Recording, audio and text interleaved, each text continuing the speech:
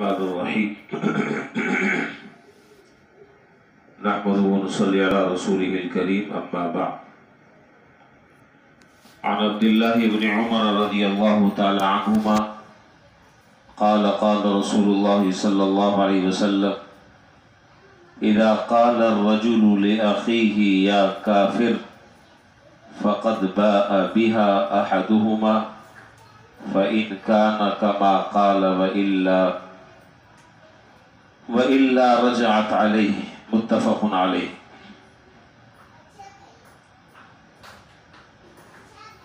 زبان کے بہت سارے گناہ ہیں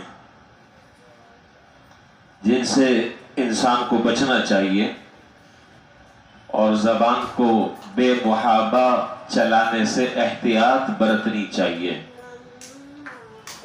اور جو لوگ زبان کو سوچ سمجھ کر چلانے کے عادی نہیں ہوتے وہ ہمیشہ پچھتاتے ہیں، ہمیشہ وہ ندامت اور شرمندگی کو انہیں سامنا کرنا پڑتا ہے، اس لیے کہ وہ پہلے بول کر پھر سوچتے ہیں۔ جب اس کا ری ایکشن سامنے آتا ہے، اور عقل مند آدمی پہلے سوچتا ہے، پھر تولتا ہے، پھر بولتا ہے، تو وہ شرمندگی سے بچ جاتا ہے، وہ ندامت سے بچ جاتا ہے، اس لیے کہ سوچنے کے بعد پھر یہ فیصلہ کر لینا آسان ہوتا ہے کہ میں یہ جو بات زبان سے نکال رہا ہوں یہ بات مجھے نکالنی چاہیے یا نہیں نکالنی چاہیے، یہ بات اس موقع پر کہنے کی ہے یا نہیں ہے، اور اگر کہنے کی ہے تو اس کو کس انداز سے کہا جائے، اس انداز سے کہا جائے یا اس انداز سے کہا جائے۔ اور جو بیچارے سوچنے سمجھنے کی صلاحیتوں سے عاری اور خالی ہوتے ہیں وہ ایک دم فائر مار دیتے ہیں، اور فائر مارنے کے بعد پھر جب اس کا ری ایکشن سامنے آتا ہے تو سر پکڑ کے بیٹھ جاتے ہیں کہ یہ کیا ہوا۔ اس لیے حکم یہ ہے کہ آدمی اچھے طریقے سے پہلے زبان سے بات نکالنے سے پہلے اچھی طرح اس کو سوچے، پھر تولے، پھر بولے۔ تو بہرحال یہ جو ابھی حدیث ہم نے پڑھی ہے اس کا تعلق بھی زبان سے ہے۔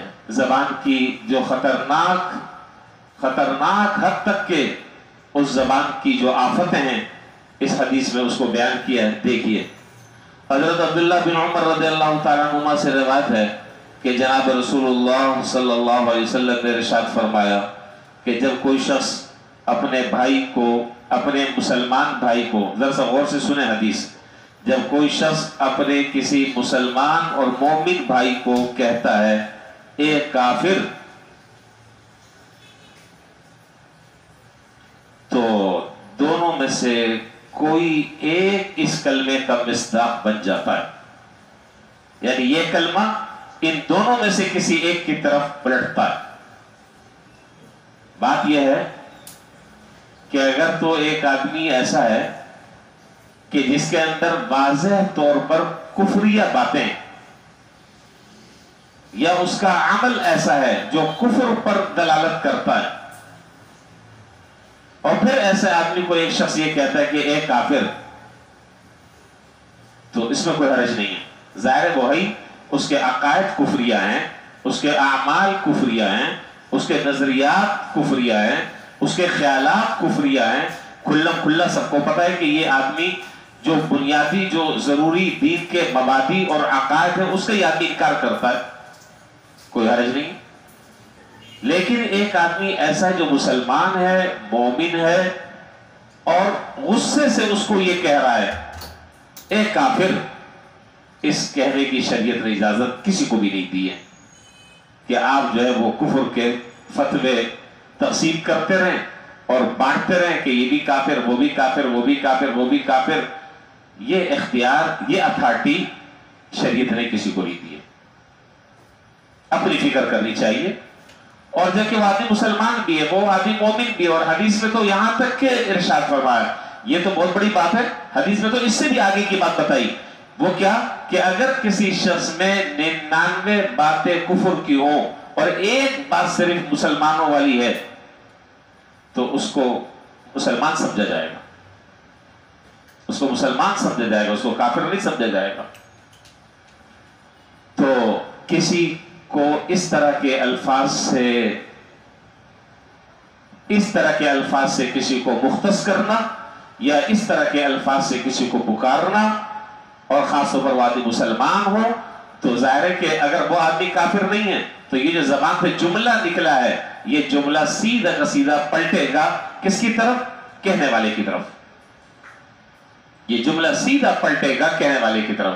اب تم اپنی فکر کرو. اس لیے یہاں تک کہ علماء نے لکھا کہ کافر کا تو مسئلہ بہت بات کا ہے. کوئی گناہگار آدمی ہے، کوئی بے نمازی ہے، کوئی فاسق اور فاجر ہے، اگر اس کا فسق اور اس کا گناہ، اس کی معصیت وہ کھلا نہیں ہے، ایک آدمی ہے تنہائی میں گناہ کرتا ہے، تو اس کو بھی فاسق کہہ کر کہنے کی اجازت نہیں ہے، اسے بھی بے نمازی کہہ کر کہنے کی اجازت نہیں ہے، اس لیے کہ وہ اس کا معاملہ اور اللہ تعالیٰ کا معاملہ ہے. ہم کون ہوتے ہیں؟ اس لیے اس چیز کو اچھی طرح سمجھ لینا چاہیے کہ کسی کو آدمی کہتا ہے کہ یا عدو اللہ، اے اللہ کے دشمن. اب تمہیں کیا معلوم کہ اس کا اور اللہ تعالیٰ کا کیا معاملہ ہے؟ تم کون ہو تو یہ سرٹیفکیٹ دینے والے؟ تمہیں کس نے اجازت دی اس کی؟ تو کسی کو کافر کہنا، یہ کسی کو فاسق کہنا، یہ کسی کو اللہ کا دشمن کہنا وغیرہ وغیرہ، اس طرح کے الفاظ زبان سے نہیں نکالنے چاہیے، اور بہت حد تک کے سوچ سمجھ کر جملہ زبان سے نکالنا چاہیے. ورنہ تو پھر لازمی اثر یہ ہوگا کہ اگر آپ جس لفظ سے اس کو پکار رہے ہیں اگر وہ آدمی ایسا نہیں ہے، اس کے اندر وہ چیز نہیں ہے جس کی وجہ سے آپ اس کو کہہ رہے ہیں، تو پھر یہ جملہ پلٹ کر آ جائے گا کہنے والے کی طرف. اس لیے ان جملوں سے احتیاط کرنی چاہیے. اور بات پھر وہی آ گئی کہ یہ جو اللہ تعالیٰ نے جو مشینری دی ہے، یہ جو زبان کی شکل میں اللہ نے ہمیں نعمت دی ہے، یہ ان کاموں کے لیے نہیں ہے. یہ ان کاموں کے لیے نہیں ہے کہ آپ جو ہے وہ تیر چلاتے رہیں اور آپ جو ہے وہ ہر ایک کو کافر کہتے رہیں. اس کے لیے نہیں. یہ تو اس لیے ہے کہ آدمی اپنی جنت بنائے، اپنی آخرت بنائے، اللہ کو یاد کرے، اس سے قرآن کی تلاوت کرے، زبان سے اللہ کا ذکر کرے، لوگوں کو اچھی بات کی تلقین کرے، لوگوں کو اچھی باتوں کی طرف دعوت دے. یہ اس لیے اپنے نامۂ اعمال میں نیکی جمع کرنے کے لیے اللہ نے یہ زبان دی ہے. خیر کی بات زبان سے نکالو، اچھی بات زبان سے نکالو، بھلائی کی بات زبان سے نکالو، لوگوں کو نفع پہنچانے والی باتیں زبان سے نکالو. اس طرح کے جو جملے ہیں اس سے احتیاط برتنی چاہیے. اللہ تعالیٰ ہمیں سمجھنے کی اور عمل کی توفیق عطا فرمائے. وآخر دعوانا الحمدللہ رب العالمین.